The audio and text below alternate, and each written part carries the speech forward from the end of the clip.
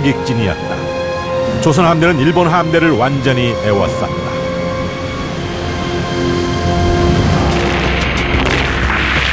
조선 수군의 대형 총통들이 발포를 시작했다. 포위망에 갇힌 일본군은 조선의 총통 앞에 속수무책이었다. 이순신은 그 기세가 마치 폭풍 같고 우레 같았다고 보고했다.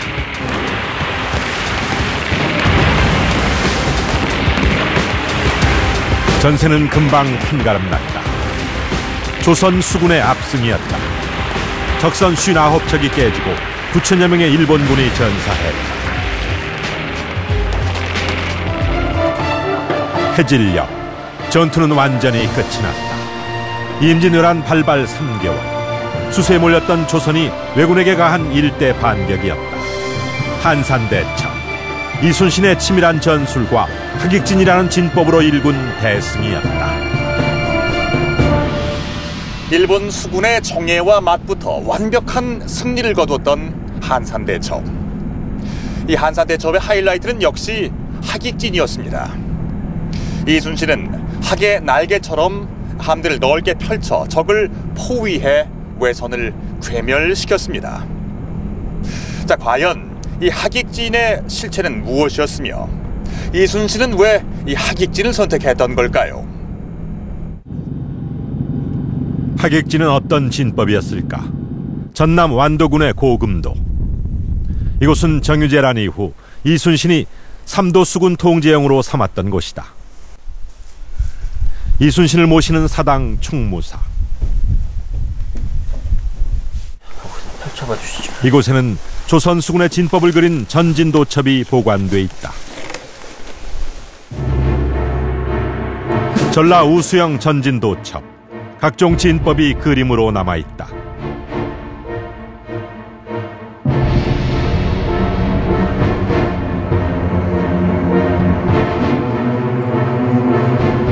직진과 예진, 원진과 방진,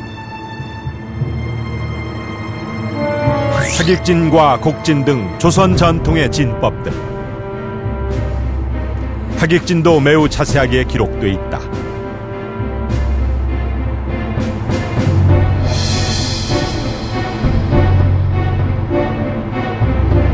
우선봉 거북선, 좌선봉 역시 거북선이다. 그리고 각 지역 부대의 위치도 정확하게 표기돼 있다. 오른쪽은 군산, 한평, 무안 등 지역 부대가 맞고 한가운데는 중군이 위치하고 있다. 왼쪽은 진도, 해남 등의 부대가 맞고 있다.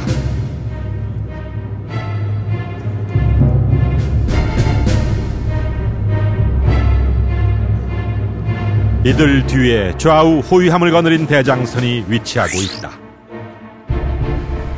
그런데 우수영 전진도첩의 하객진은 임진왜란 150여 년 후의 기록이다. 그렇다면 조선 초기의 진법은 하객진을 어떻게 기록하고 있을까? 하객진에 대한 기록이 문종대의 진법서인 신진법에 나온다. 여기에는 하객진은 가로로 펼친 횡렬진이라고 돼 있다. 또 신진법은 하객진을 기장의 형세로 표현하고 있다. 기장이 무엇일까? 한산대첩 때 적장인 와키자카 야스하루. 그의 기록에도 기라는 단어가 나온다.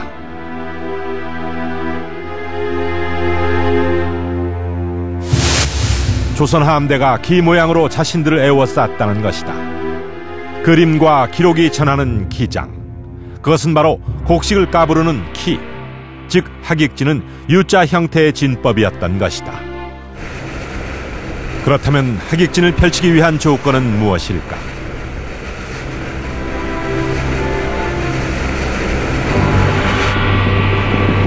첫째는 상대를 압도하는 우세한 전력이 필요했다. 한산해전 당시 와키자카의 일본 수군은 73척, 조선 수군은 대소전선을 합쳐 80여 척이 넘었다. 적을 완전히 에워쌀 수 있는 전력이었다. 이런 우세한 전력으로 이순신은 적을 모두 잡아버릴 계획을 세웠다. 그러나 견내량은 작은 섬이 많은 좁은 물길. 적을 보유해 완전히 잡을 수 있는 적합한 전투 장소가 아니었다. 수로가 좁고 암초가 많기 때문에 우리가 기동하기도 쉽지 않고, 또 우리가 가까이서 이게 화포를 다 사용을 할 수도 없습니다. 반면에 일본군들은 근접했기 때문에 우리에게 조총을 발사할 수 있고, 또 우리가 그에도 피해를 입고, 그다음 근접해서 바로 우리 배 위에 올라와서 이렇게 백병전을 할 수 있는, 일본군의 전술을 마음껏 사용할 수 있는 이제 그런 면이 있고. 이 때문에 이순신은 한산도 앞 넓은 바다로 왜군을 유인, 적을 보유하는 하객진을 펼쳤다. 그렇다면 하객진은 완벽한 진법이었을까? 군사편찬 연구원이자 국방일보 기자로 깊이 있는 전사 연구를 해온 김병윤 기자. 그는 하객진에도 취약점이 있다고 주장한다. U자형으로 이렇게 보통 그 날개를 펴서 이렇게 그 적함을 향해서 이렇게 전진을 해야 되는데, 그런 상태로 전진을 하다 보면 측면이 적을 향하는 것이 아니라 함수가 당연히 적을 향하게 됩니다. 이 경우에는 다가서면서는 함수에서만 한 포를 쏠 수가 있고 현측에서는 쏠 수 없다는 것을 뜻하죠. 이순신은 하객진을 펼친 채 모든 판옥선이 전진하도록 했다. 이 경우 효과적인 포격을 위해서는 배를 옆으로 돌려야 한다. 사격을 하고 나서 다시 적을 향해서 가려면 배를 다시 돌려야 됩니다. 아니면 적하고 반대 90도 방향으로 배가 이동을 하는 거죠. 그러니까 기동과 공격을 유기적으로 결합하기에 다소 어려움이 있다고 할 수 있습니다. 조선 판옥선의 주력 무기였던 조선 총통. 그 특성과 약점은 무엇일까? 최대 사거리가 1km 이상에 이르렀던 조선의 각종 총통들.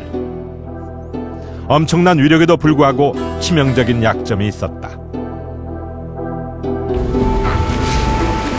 조선시대 총통은 화약과 탄환이 일체형인 현대 무기와는 달리 화약 따로 탄환 따로 장전해야 했다. 또한 한 번 발사 후에 재장전하는 데 적지 않은 시간이 필요했다. 결국 이제 한 번 쏘고 나면은 다시 그 포괄을 풀어가지고서 포를 뒤로 빼은 다음에 식기를 기다렸다가 다시 재장전을 해가지고 하죠. 결국 이제 그런 시간 사이에 한 번 포격하고 난 다음에 결국엔 적이 공격을 해올 수 있는 그런 시간적 여유가 있죠. 일본군의 주 전술은 등선 육박 전술, 즉 아군배의 접근, 조총을 앞세워 배 위에 오른 다음 육박전을 벌이는 것이었다. 일본군들이 빠른 속도로 달려와가지고 우리 진영에 그대로 와서 이렇게 근접해서 이제 자기네 전술을 구사한다면은 하객진은 발휘할 수 없는 거죠. 그런데 그런 것들이 하나의 약점이라고 볼 수 있는데, 신속하고 정확한 포격 없이는 오히려 일본군의 주 전술에 당할 수밖에 없는 것이 이순신의 하객진이었다. 적지 않은 취약점을 가졌던 조선 총통과 하객진. 그러나 이순신과 조선 함대는 이 약점을 극복하고 한산 대첩을 일궈냈다. 어떻게 그것이 가능했을까? 네, 저는 지금 정지한 배 위에 서 있습니다. 보시는 것처럼 바다도 꽤 잔잔한 편인데요. 그런데도 중심 잡기가 쉽진 않습니다. 한산 해전 당시 200여 척의 배가 뒤엉켜 있었던 이 바다는 지금보다 훨씬 더 요동쳤을 겁니다. 이런 상황 속에서 과연 우리 조선 수군은 어떻게 하객진을 유지했으며 정확하고 신속한 함포 사격전을 진행할 수 있었던 걸까요?